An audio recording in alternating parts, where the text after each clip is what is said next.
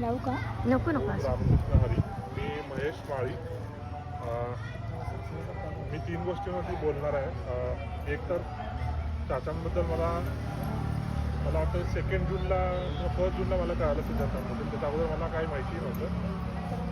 दुसरी गोष्ट वारी आम्ही त्यावेळी चाचांनी शब्द यूज केला दृढनिश्चय.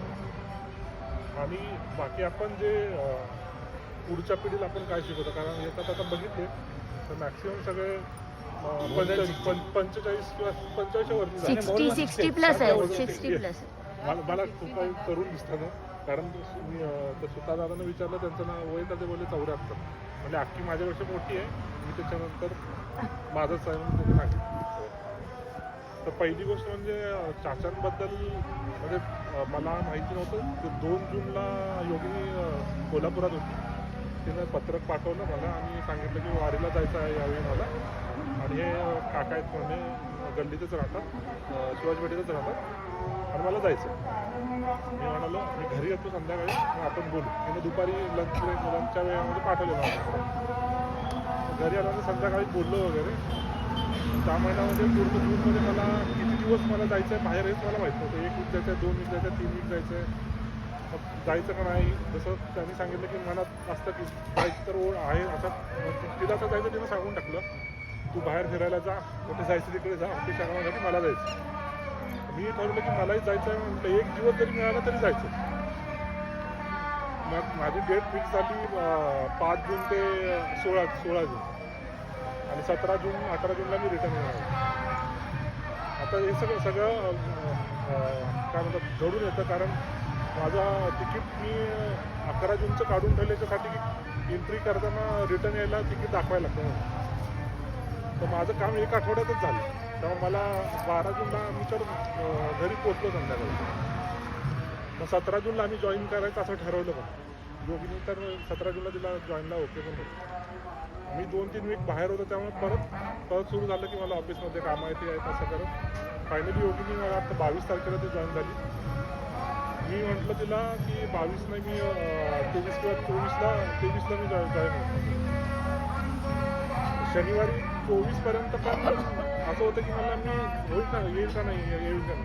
शुक्रवारी संध्याकाळी 10:30 वाजता म्हणजे 10:30 पक्क झालं की आता मला सोमवारी काय ऑफिसमध्ये काम नाही आणि असलं तरी मी मोबाईल स्विच ऑफ ठेवणार आहे आणि मला जायचं. मी 10:30 वाजता योगिनी लिस्ट पाठवली. अजूनमधून मला अपडेट देतच राहायची ती. त्या अपडेटप्रमाणे मी काय डोक्यात हे करून ठेवलेलं की एवढं सामान तर मिनिमम गोळा करून घेऊन जायचं आपल्याला आणि जायचं. शुक्रवारी संध्याकाळी 10:30 ते 12 मी बॅग भरली. मला सकाळी उठून परत साताऱ्याला जायचं होतं. 6 वाजता उठून परत साताऱ्याला आलो. साताऱ्यात 1 जूनपर्यंत काम संपलं. जसं काम संपलं तसं मी फोन केलं की मी पोचतो शेवटपर्यंत आणि मग मी पोचलो वारीला फायनल.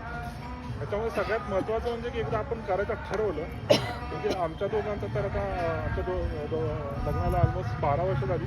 खूप काही गोष्टी आम्ही अशा माहिती नाही प्रत्येकाला, पण दोघांनी आम्ही ठरवलं की करतो. म्हणजे अगदी घर घेण्यापासून असेल किंवा खूप म्हणजे आता लिस्ट असेल की त्यांनी करतो. आणि कोणतीही गोष्ट करायची असेल तेव्हा त्याच्यानं तुम्हाला एक आठवलं की तुम्ही जेव्हा विचलित असाल तेव्हा तुम्ही निर्णय घेऊ शकत नाही. त्यासाठी तुम्हाला खूप म्हणजे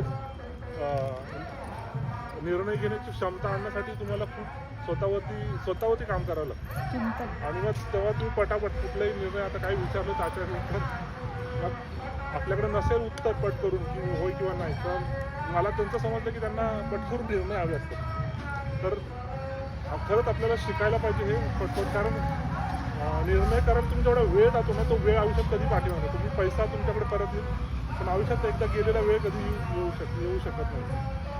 तर मी खरोखर खूप आभारी आहे त्याच्याचे की त्यांच्यामुळे म्हणजे ते त्या दिवशी घरी गेले नसते आणि योगिनी तिथे असताना घरी गेले नसते तर हे झालंच नसतं. आम्ही आलोच नसतो वारीला. मी त्यांचं खूप आभारी आहे.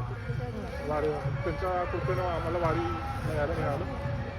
माझ्या कुटुंबातले माझे आजी आजोबा किंवा आई वडील कोणीच वारीला आलं असतं. आम्ही दोघं म्हणजे मी आता स्वतःला म्हटलं तर आम्ही दोघं पहिले यायचे पंढरपूरला पायी वारी करतो आणि हे सगळं त्याच्यानंतर.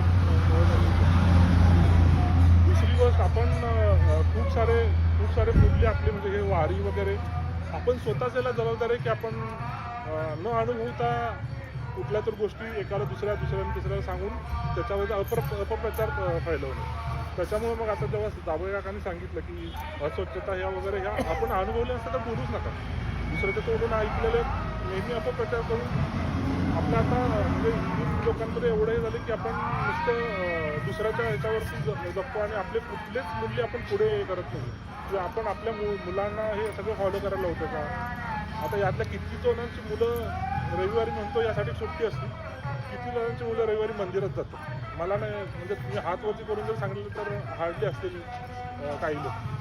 पण आम्ही जसं माझा मुलगा आता 5 वर्षाचा आहे, आम्ही त्याला 2-3 वर्षाचा असल्यापासून म्हणजे जेव्हा आम्ही नसेलच घरात नसेल तरी आम्ही दुसरे कुठे गेलो म्हणजे माझ्या गावी आलो किंवा सासरी आलो तर आम्ही चुकवत नाही त्याला की संडेला मंदिरात त्याला जायचं म्हणजे जायचं. सकाळी 7:30 ते 8:30 मंदिरात त्याला घेऊन जायचं म्हणजे जायचं. आपण हे नाही शिकवलं तर आपल्या ह्या सगळ्या रूढी परंपरा बंद होऊन जातील. त्यासाठी आपण स्वतःच जबाबदार आहे. कारण त्यांच्या काळामध्ये एक गोष्ट शिकवली असतील नंतर त्याच्या पुढचे पालक अजून जास्त स्ट्रिक्ट होतात त्याच्याबद्दल. आजकाल आपण बघतो की जेव्हा त्यांच्या काळात तर विचारलं पण नसेल आईवडिलांनी की तुम्ही शाळेत गेलास का, शाळेतून निमातून परत आलास का, गेलास नाही आहे. आमच्या काळी बिंदासपणे सोडायचे तर की शाळेत जातो येतो वगैरे सायकलवर. आजकाल एवढी रिस्ट्रिक्शन झालेली आहेत सगळ्या आपल्या नव्या पिढीवरती की त्याच्यामुळे माहिती नाही की आपली पोरं केपेबल होणारच नाहीत. म्हणजे ते सगळे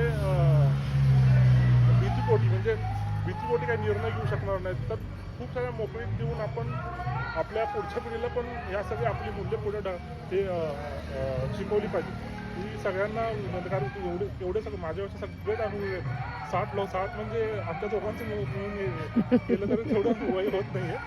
तर खरंच आपण हे पुढच्या पिढीला सांगितलं पाहिजे आणि शिकवलं पाहिजे. तर कारण आता तुम्ही 1, 2, 3, 4 ॲड केले तर तेवढेच पुढे हे चालू ठेवतील, नाही तर खूप मुश्किल आहे.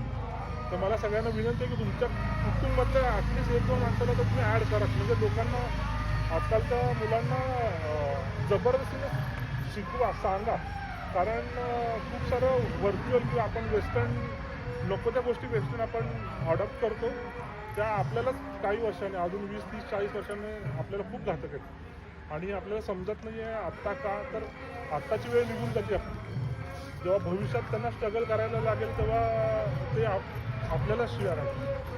सगळ्यात सिम्पल म्हणजे माझ्या आईबाबांना हे शिकवलं की माझ्या आईबाबांना हे नाही सांगितलं. आपल्याला जे होतं आपल्या पाठीमागे कोणी म्हणायला की तुम्हाला हे सांगितलं नाही आहे माझ्या आईबाबा. दुसरा कुठला विषय होता मी विसरून गेलो. कारण मी हा विषय माझा खूप क्लोज आहे की म्हणून मी त्याच्यावर जास्त बोललो. तिसरा विसरून गेलो. रामकृष्ण हरी. त्याच्या तुमच्यामुळं मला या वारीला यायला मिळालं. श्रीमद सच्चिदानंद सद्गुरू स्वामी स्वरूपानंद